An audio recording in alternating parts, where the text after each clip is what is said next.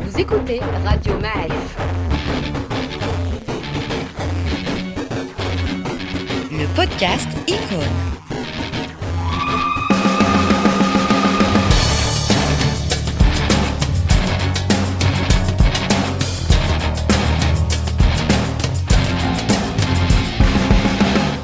Produit avec le soutien de la MDJS. Salut à tous, bienvenue dans Icône, le nouveau podcast de Radio Ma'arif qui invite des invités pour nous parler de Marocaines et Marocains qui les ont marqués. Et nous sommes donc à la poursuite des icônes marocaines. Aujourd'hui, deux invités pour nous parler de deux icônes. Le premier, c'est Fadel Abdellaoui. Salut Fadel. Salut Reda. Et le deuxième, c'est Amin Bennis. Salut Amin. Salut Reda. Alors, Fadel, de qui veux-tu nous parler aujourd'hui ? Je veux vous parler aujourd'hui d'un héros. Encore un. Encore un. Un sportif, un footballeur, Mustapha Hadji. Très bonne idée. Eh ben vas-y, je t'écoute. Mustapha Hadji, donc, dont le parcours restera à jamais dans l'image collective. Mustapha Hadji, c'est Maroc-Zambie, quoi. C'est ce premier match. C'est ce premier match. C'est le premier match qu'il inscrit direct dans ce statut, quoi. Exact. Et surtout, si on posait la question aux Marocains en l'été de 1993, est-ce que vous connaissez un certain Mustapha Hadji ? Je pense qu'on ne serait pas loin des 100% qui vont répondre non. On ne connaît pas. Effectivement, alors qu'il avait déjà bien commencé sa carrière. Et Mustapha Hadji, effectivement, les Marocains se rappellent de lui et se rappellent surtout de ce match qualificatif pour la Coupe du Monde 1994 aux États-Unis. Et c'était le dernier match et le Maroc devait gagner pour se qualifier. Alors on va juste rappeler le contexte. On est le 10 octobre 93 au complexe Mohamed V contre la Zambie. Alors à l'ancienne, c'est-à-dire le stade il est blindé 5 heures avant le début du match. Il faut battre les Zambiens qui ont été victimes d'une catastrophe aérienne. Il y a seul Kaloucha. Un match chargé un peu d'émotions, un peu difficile. Le match a été reprogrammé parce que l'équipe de Zambie a disparu, à part sa star Kaloucha qui n'était pas dans le même avion que ses coéquipiers. Il faut gagner pour passer en Coupe du Monde 94 et on voit arriver, nous, dans les tribunes, ce Mustapha Hadji que personne littéralement ne connaît, sauf les gens qui lisent les pages à l'époque, il fallait rentrer parce qu'on sait qu'il joue à Nancy. Et voilà, la suite, je te laisse la raconter, quoi. Alors, il a été convoqué une fois. Donc, il y a, par rapport au grand mystère qui existe un peu sur ce football national, il y a eu des événements un peu bizarres. Il a été convoqué, il est venu au Maroc, on lui a dit « Mais pourquoi tu es là ?» C'était Louzani, ça. C'était Louzani, Louzani qui lui dit « Mais qui es-tu ?» Là, les juniors, c'est de l'autre côté. Là, les juniors, faut aller voir un autre. Et donc, il revient en France. Et à ce jour, Mustapha Hadji ne sait pas d'où est venue cette convocation, puisqu'elle était officielle. Le mystère est complet. Oui, non, elle est officielle. Et donc, c'est Blinda qui le convoque pour ce match, un grand inconnu pour le public marocain. Et donc, ce match que tu as bien décrit, il commence très bien pour ce joueur. Alors, effectivement, les premières sélections sont toujours très particulières. Elles peuvent déterminer un peu ce qui va venir par la suite. Et lui, il marque de son empreinte d'une manière définitive. Ce match-là, dès qu'il commence, donc il a un ballon un peu qui rebondit et qu'il reprend. Et il le reprend, ça part en cloche et ça frappe la barre.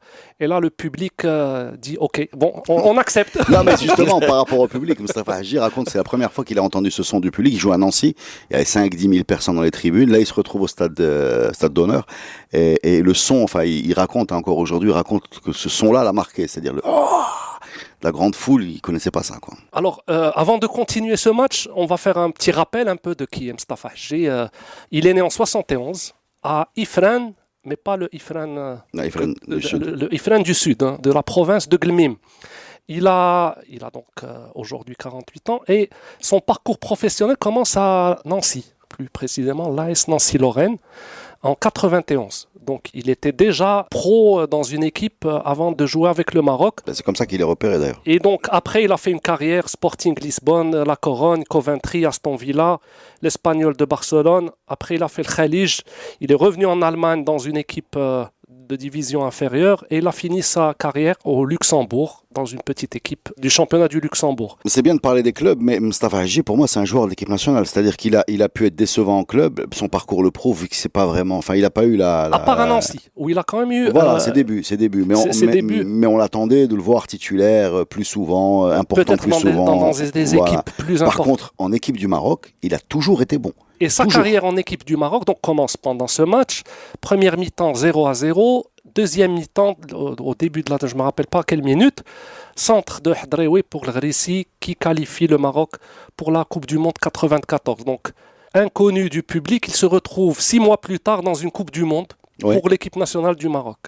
Totalement inattendu, surtout qu'il a joué quelques matchs avec les U17 de France, donc il a déjà joué pour une équipe nationale. Mais je ne pense pas qu'à un moment, au début 93, il se disait que l'année prochaine, je serai aux USA à jouer une Coupe du Monde. Cette Coupe du Monde, donc on connaît tous le parcours. Le Maroc n'a pas été ridicule, mais quand même quitte la compétition avec 0 point. Ouais. Mais il fait partie des gens qui en sortent un peu indemnes. Avec le Beja, par exemple, c'était pas les plus mauvais. Non, bah voilà, c'est les deux buts qu'on marque. Il y en a un sur centre de Beja et un autre sur centre de Hadji, si je me trompe pas. Ouais, mais je crois que Hadji est typiquement le joueur qui se transcende en équipe nationale et qui en club est correct, mais il a cette et il y en a pas beaucoup. Hein. Si on voit l'historique des joueurs qu'on a importé de championnat européen, c'était le premier qui a montré un niveau exceptionnel. Il y a des joueurs comme ça. Je pense par exemple à Basser. Basser, il pouvait être décevant en club et en équipe nationale, il n'a jamais été. Il n'était pas très décevant en club. Là, je pense qu'il a été. Mais le Basser de l'équipe nationale était systématiquement. C'était il passait un palier. Ouais. En Europe, il n'était pas tout le temps titulaire. Voilà. Alors il y a un aspect aussi personnel sur Hadji. Alors Hadji, c'est le premier joueur qui est formé, qui a plutôt, on va dire, une culture européenne. Même s'il a quitté le Maroc à 10 ans, mais on sent dans la façon avec laquelle il parle qu'il est profondément européen aussi. Oui, en plus d'être marocain. Et aussi, moi, je me rappelle la queue de cheval. Ça peut être un petit détail, mais on est en 80, dans les débuts des années 90, et ce n'était pas une coupe qu'on voyait souvent dans les stades de foot, où c'était plutôt militaire, où les extravagances n'étaient pas... Si, tu avais la touffe classique. De Dolmy, tu avais le crâne un peu rasé sur le côté de Nivets. Voilà, ça, tu avais la touffe, ça commence à arriver. Mais lui, c'est vrai qu'il nous a porté dans un autre palier capillaire. Ouais, précurseur dans le chignon. Après, bon, il a été là pour la Coupe du Monde 98, et c'est cette année 98 où on voit un Hadji qui explose et qui devient l'icône un peu de cette équipe. Il y a eu quelques événements. Alors, au Burkina Faso, en 98, le Maroc participe à la Coupe d'Afrique. On tombe contre l'Égypte, quand même, qui est un peu la terreur de cette compétition. Et le match, donc, on est avec eux dans le groupe. Match Maroc-Égypte. Et il sort un but out of nowhere. Le coup de ciseau dont se rappellent tous les Marocains, qui nous qualifie en premier du groupe vers les quarts de finale. Bon, après, l'histoire n'était pas si glorieuse. Par contre, en 98, cette équipe du Maroc était intraitable. Je me rappelle qu'on était arrivé à un classement FIFA 13e. Ça, grâce à une génération dorée.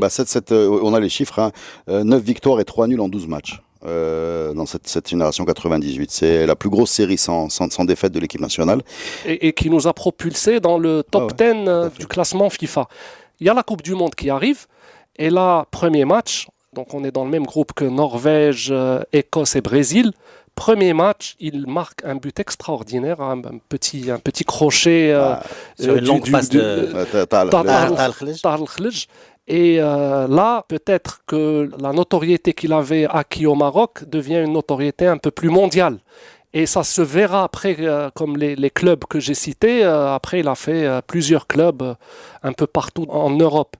Et cette année-là, donc, il la clôture, il l'a fini Ballon d'Or africain. Voilà. Et qui sera donc le 3e Marocain titulaire et dernier Marocain à avoir gagné ce trophée après Faras et Timoumi. Et Zeki. Donc 4e Marocain. Quatrième Marocain. Puis ce but contre la Norvège, il est magnifique parce que c'est toute une histoire. C'est non seulement la passe de Khlej, mais c'est aussi ses feintes, le but. Et puis quand il marque, il court vers le banc.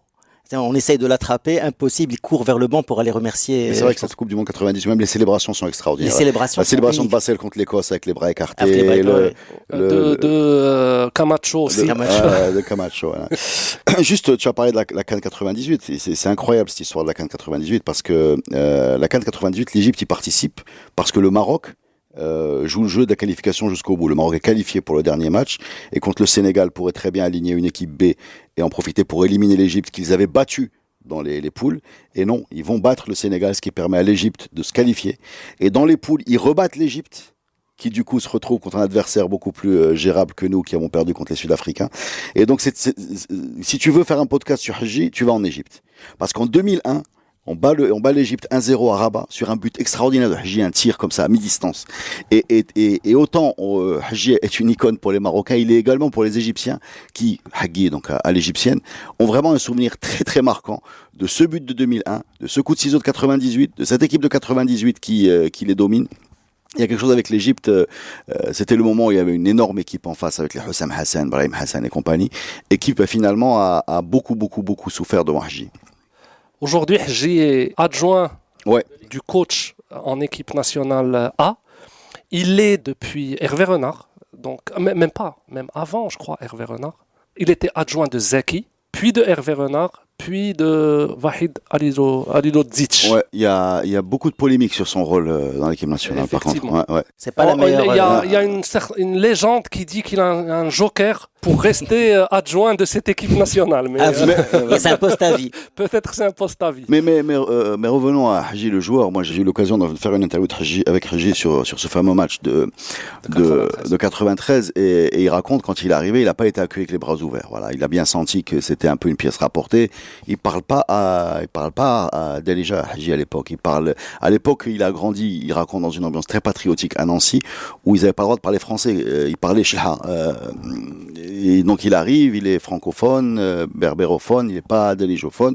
Il y a une grosse ossature autour de lui. Il y a des joueurs quand même confirmés qui vont faire souvent des grosses carrières par la suite.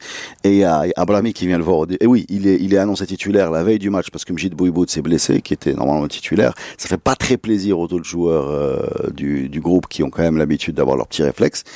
Et au début du match, il m'a raconté que Abrahami, qui jouait derrière lui à l'arrière droite, lui dit, en français, il lui dit, écoute, ne défends pas, je m'en occupe, toi reste devant. Et il passe quelques minutes à essayer d'être bien sûr qu'il a bien compris que c'est pas un piège. Voilà, il est dans cette optique-là où il se dit ça peut être un piège parce que ça se passe juste devant l'entraîneur. Voilà, il suffit que je fasse pas de repli. Et ça ressemble pas à ce qu'il a l'habitude d'écouter comme consigne. Voilà, comme consigne en France. Et ben c'est exactement ce qui va se passer. Donc il comprend vite que Hassan Abrahami est de bonne foi. Et c'est exactement ce qui va se passer. C'est pas la peine de revenir. Je s'occupe de derrière, je s'occupe devant. Et il a des mots incroyables. Encore aujourd'hui, Mostafa Hadji dans la rue est célébré pour ce premier match et tous ces buts de la génération 98. Hein. Et Hadji est aussi une icône, donc je vais prendre une petite parenthèse particulière, une icône des Marocains résidant en Europe. C'est le premier qui a lancé donc cette voie et ça s'est accéléré par la suite. Déjà en 94, il n'y en avait plus que un, mais il y en avait 5. Je crois 5, Nasser, Kshloul, Triki, Hadji. J'en ai oublié un peut-être. Et par la suite, progressivement, la balance s'est inversée. En 2004, ils étaient à plutôt 50-50, donc des joueurs issus de la formation locale et des joueurs issus de la formation européenne. Et ça s'est inversé définitivement en 2004, où la majorité est devenue... Et c'est normal. 2004, parce que... on est toujours sur du 50-50 de tête. Parce que la CAN 2004, tu as Fouhami dans les buts. J'ai dit 2004, ils étaient à 50-50. Voilà, et après 2004, ça a basculé. Ça a basculé.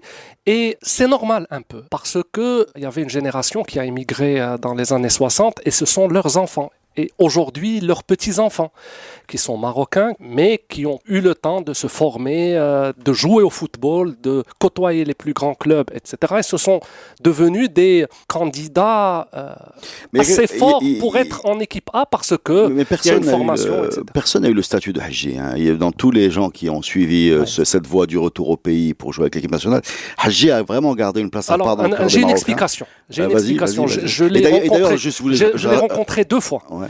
C'est quelqu'un d'admirable en termes de valeur. Il est très gentil, il est adorable, il est souriant, il répond à toutes les questions.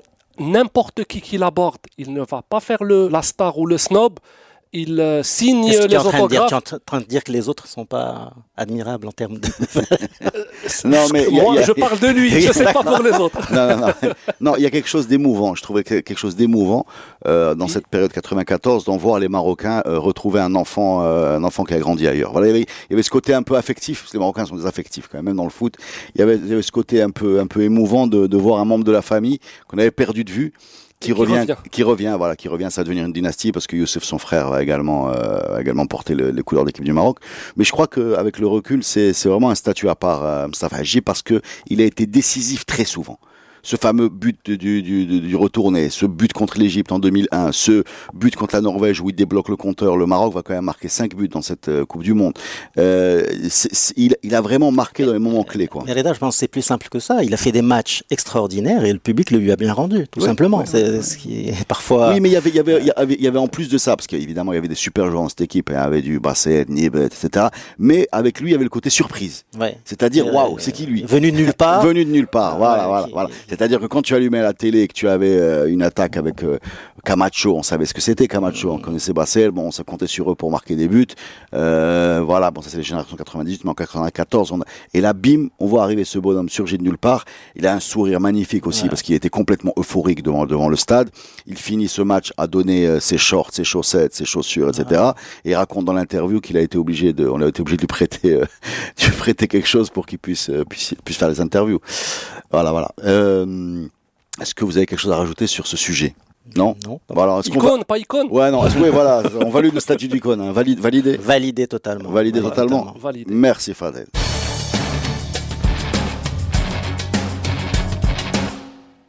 Alors on passe à Amine Benis. Tu es venu nous parler de qui, s'il te plaît? Alors je suis venu vous parler de Chehaibiya, grande icône de la peinture marocaine et qui a une vie extraordinaire et qui, je crois, est intéressante à partager avec vous. Eh ben, écoute, je t'en prie, là.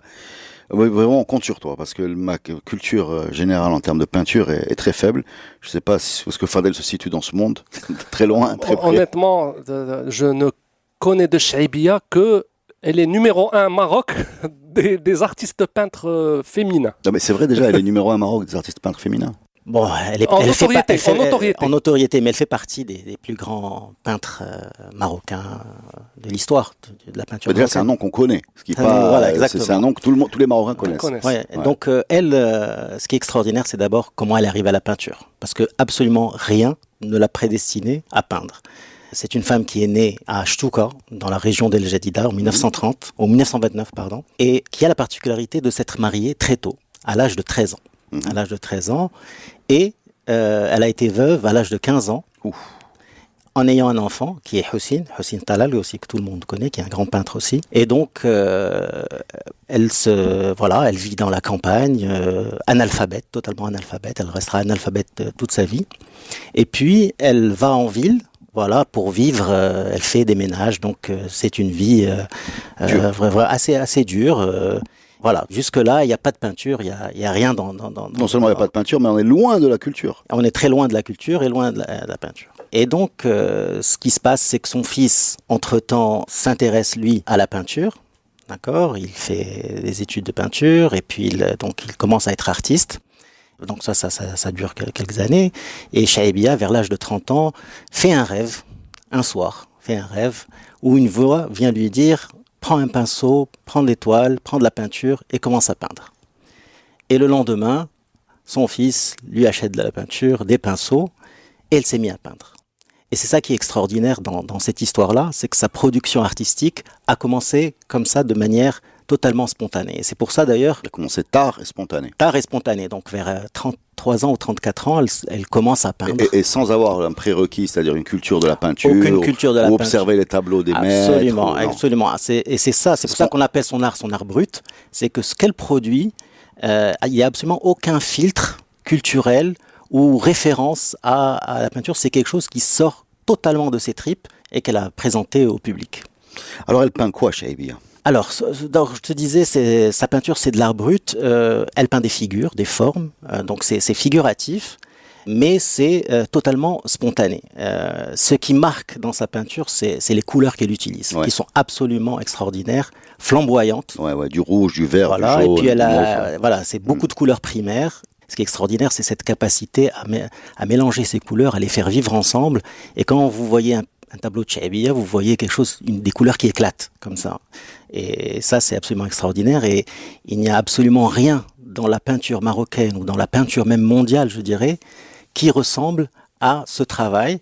Pour une raison bien simple, c'est parce qu'il n'y a pas de filtre, il n'y a pas de référence. D'accord. Elle a un style original. C'est-à-dire, il n'y a aucune technique qui a déjà été utilisée avant ou la façon de faire. Tout ce qui est technique, tout ce qui est utilisation des couleurs, tout ce qui est utilisation des formes, parce qu'elle a quelques codes graphiques dans les visages qu'elle utilise, est propre à elle. Alors, elle a été assimilée à un moment au mouvement qu'on appelle le mouvement Cobra. C'est un mouvement de la fin des années 40. C'est un mouvement de contre-culture fait par un certain nombre d'artistes peintres pour s'extraire de toutes les influences qu'il y avait à l'époque. Et quand on a vu le travail de Chehaibiya, on a assimilé son rendu à ce mouvement Cobra. Alors Cobra, c'est Copenhague, Bruxelles, Amsterdam. Il faut acheter c'est-à-dire que quand on voit exactement, il faut rajouter Stuka. C'est-à-dire que quand on voit un tableau de Chehaibiya, on dit ça ressemble à ce qui a été produit par le mouvement Cobra. Donc elle n'est pas membre du mouvement Cobra, mais elle est assimilée. Et on raconte même que un peintre qui s'appelle Corneille, qui est du mouvement Cobra. Alors je ne sais pas si c'est une légende ou c'est une vraie chose.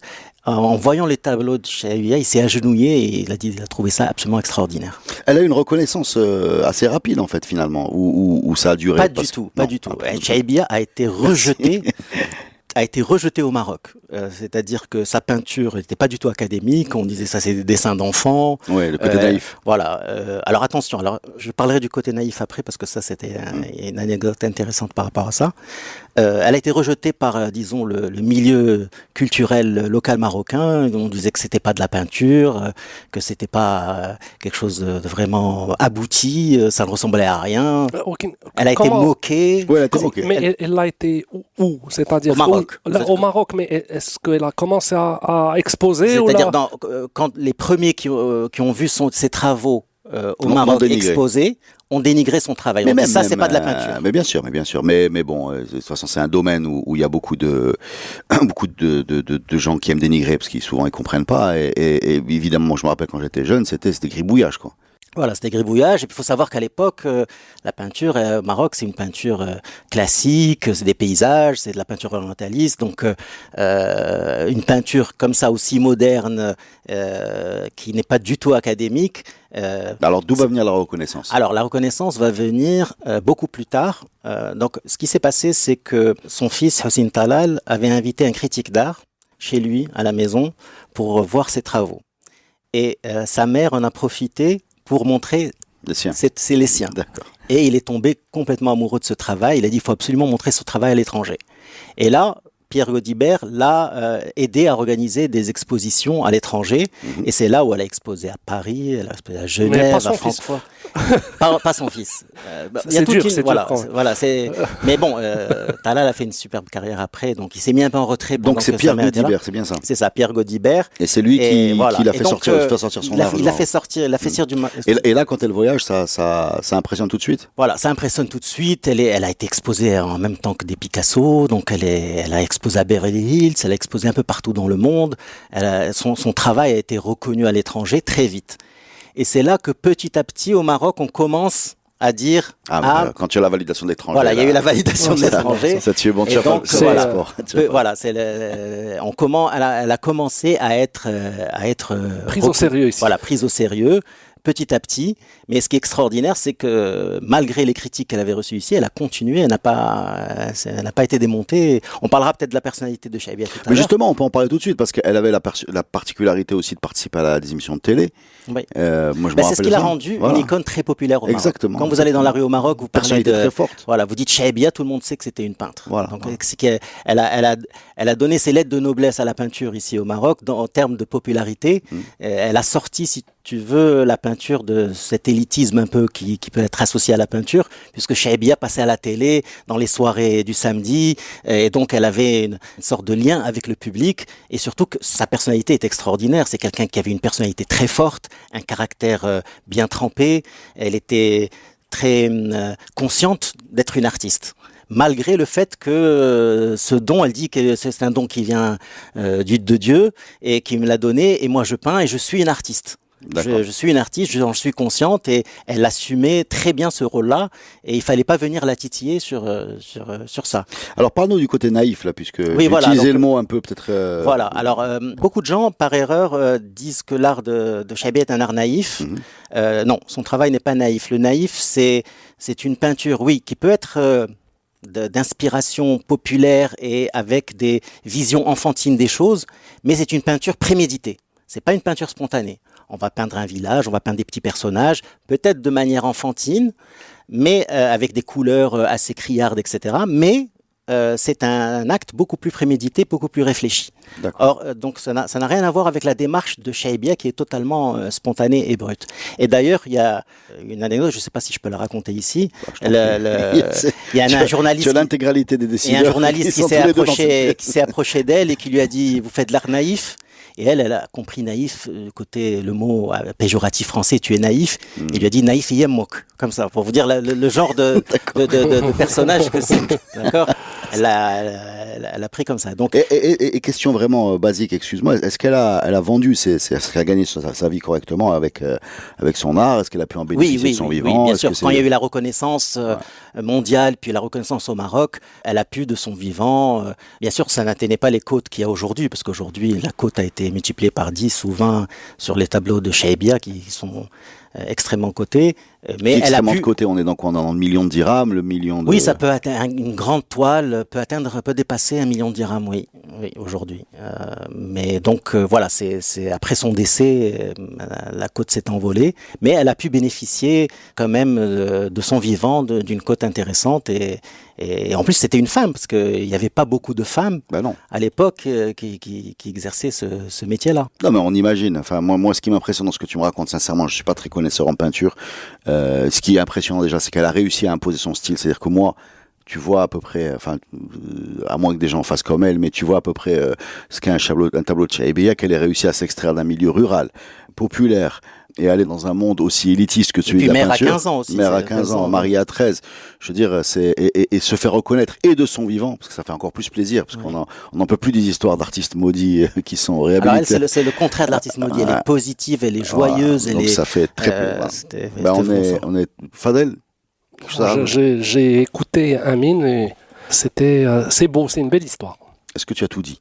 Je crois, j'espère. On valide, clairement. Deux tampons, 100%. Beaucoup de mérite à cette dame et merci pour cette séance de vulgarisation parce que sincèrement on avait besoin de quelques clés pour apprécier mieux son art. Merci les amis d'avoir participé à ce podcast et à la prochaine. À la prochaine.